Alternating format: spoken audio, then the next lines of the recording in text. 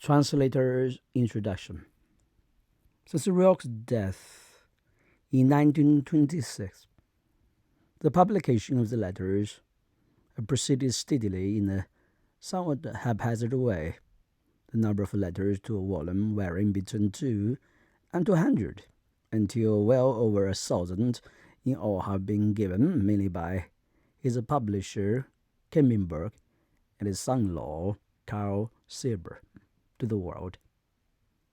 The central collection contains varied correspondence covering the years 1899 to 1926. The time is the first Russian visit to his last days at Mozart. There are the letters to his publisher covering 20 years of friendly business association. There are the numerous letters quoted wholly or in part in various memoirs. And finally, two small collections, the 10 early letters to a young poet, here translated, and the 9 later letters to a young woman. These last two volumes, example of the care and the solitude which he always showed to unknown correspondents. Rilke was the postal confessor for at least a quarter of a century of a large number of young people. The recipients of letters in the main series number more than 200, and there are many private bundles of letters, beautifully phrased, beautifully penned, intimate talks to people he had never seen, that will in all probability never be published. The poet himself stated at the end of his life that he had put into the letters a part of his creative genius, and certainly is with the great poet writers of European literature, with Goethe and Shelley, almost with Keats. The letter to a young poet illustrated perfectly the kindliness, the complexity, at the same time the impersonality and the remoteness of Rilke's manner with unknown correspondents. He talked repeatedly of his dear Herr Campos, but is really speaking and not to the young man. He's thinking aloud, meditating his own problem, spinning as always, as he counsels the young poet to do his web of creation from his own inwards. A young man or woman had only to write him a letter containing the words art, or work, or love, or death, or God. The young people found it very difficult to keep these words out of the letters in order to touch Rilke into activity. In such letters, he always displays modesty, gentleness, and desire to yield as well as accept the secrets of the heart. His voice is usually very sound, and a constant feature of his homiletics is his moral sure-footedness. Of the 10 letters that follow, 9 were written within the space of 18 months, which were also months of important development for Rilke himself. It is here that much of their interest lies. They contain the little modes that were to appear later in his greatest poetry, and nearly all others in the Rilkean creation are represented, except the angels and the usefully dead here and list are solitude and difficult love, and the seeing and things and the building of God. It would be well to recapitulate, as briefly as possible, the events in the post life that preceded his first letter to a young lieutenant in the Austrian army. René Rilke was born in Prague in 1875, the delicate 7-month child of a father who fathered a mother who cuddled him, yet he was destined from birth to be a soldier. From the age of he spent 4 years and a junior in the 6 months at the senior military academy, where he was bullied and unhappy, and first began to build his defense work of solitude. He finished study at home, where he published his earliest verses, which are musical, cleverly rhymed and gave in the humble wolf manner. Stephen George, on the single occasion of their meeting in Florence, told him that he had published too early. "Oh, we're right, he was there," Rilke later wrote. Letters 1925 to 1926, page 61.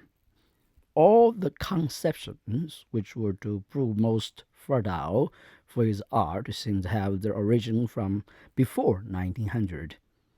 Meaninghood, solitude, private death, and God as a created non-creator.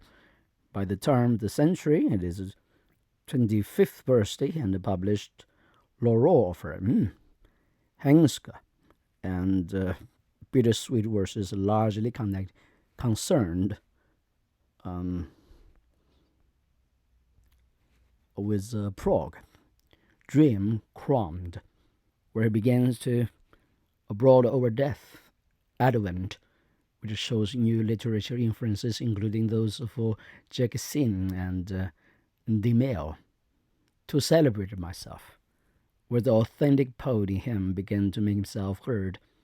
One's early dramas, stories, and sketches, some of these last beings for a grotesquely grisly character, had written in a single night, a piece which was to become his Rachmaninoff C minor Proclude, his famous prose poet, cornet.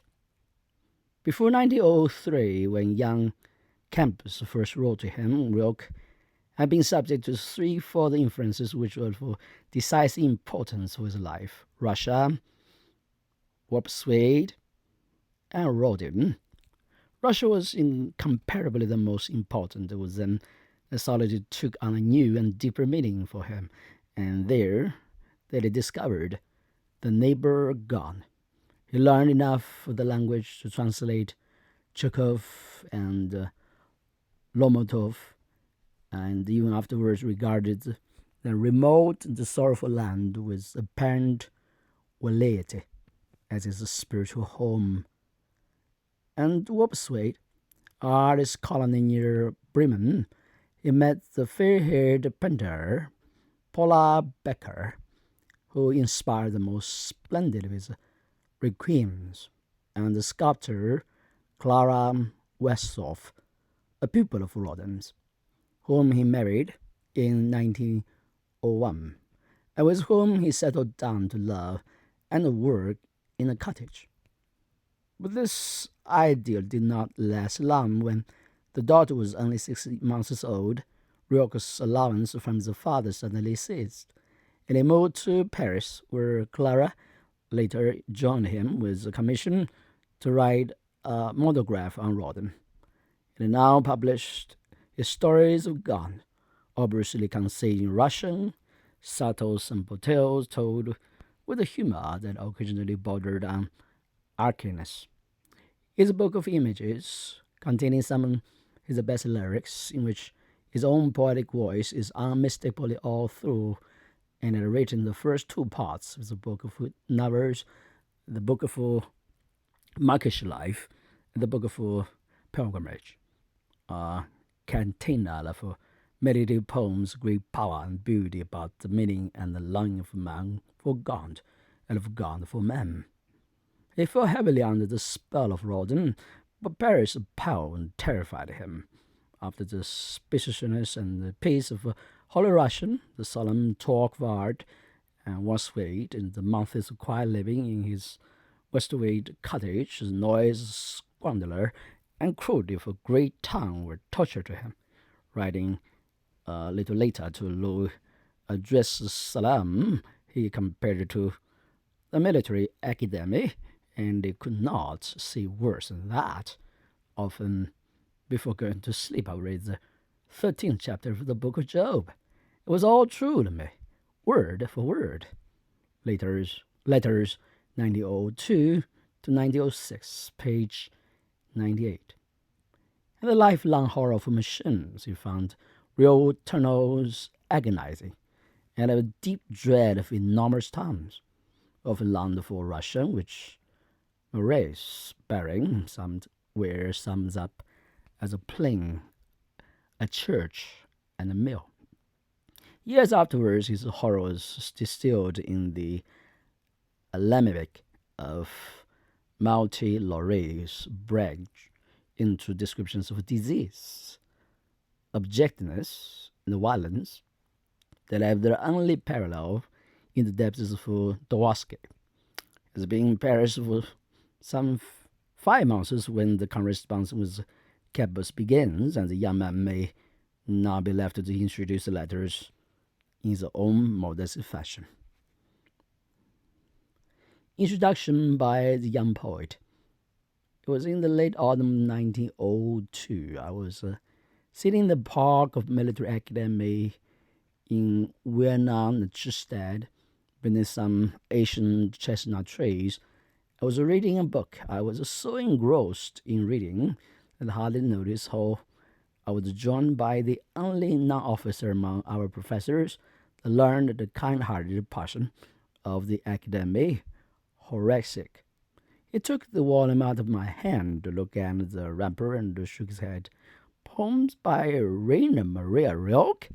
asked meditatively. He turned over the leaves here and there, glanced through a few verses, gazed thoughtfully into the distance, and finally noted, "So then the pupil Rainer Rilke had become a poet." I learned about the same pale-faced boy whom his parents sent to the military on the Rheinlech in St. Pölten more than 50 years previously, so that he might later become an officer. At that time, Rilke had been employed there as chamberlain, and he still remembered his former pupil distinctly. It depicted him as a quiet, solemn, highly capable boy who liked to keep himself apart, bore the restrictions of a brother's life patiently, and as his fourth year moved on with the others to the military Oberrechtschule, which was situated in Maharach, which Carrington. There, however, his constitution proved insufficiently resilient, and so his parents removed him from the institution and let him continue his studies and a home in Prague. Rilke could report no further on the course which his outward life and thereafter taken. After all this, it may be easily understood that I resort in that very hour to send my poetical efforts to Rainer Maria Rilke and ask for his opinion. Being not yet 20 years old, barely on the threshold of a profession which I felt to be directly opposed to my inclinations, I hope to find understanding for anywhere at all in the writer of the poets to celebrate myself. And without my aunt truly having wished it, my verses came to be accompanied by a covering letter in which I revealed myself without reserve, that I have never done before since to another human being. Many weeks went by before an answer came. The blue-sealed communication, borne the postmark Paris, wind heavy in the hand, showed on the envelope the same clear, beautiful, and firm characters in which the text was settled down from the first line to the last. We then began my regular correspondence with Rainer Maria Rilke, which lasted until 1908, and then gradually trickled into nothing, since life drew me off into regions against which the poet's warm, delicate, touching solitude had really tried to guard me. But that is not important. The only thing of importance is the 10 letters which here follow. Important for the appreciation of the world in which Rainer Maria Rilke lived and worked, and important too for many who are now growing up and developing today and tomorrow, and where a great, unique man speaks, small men must keep silence.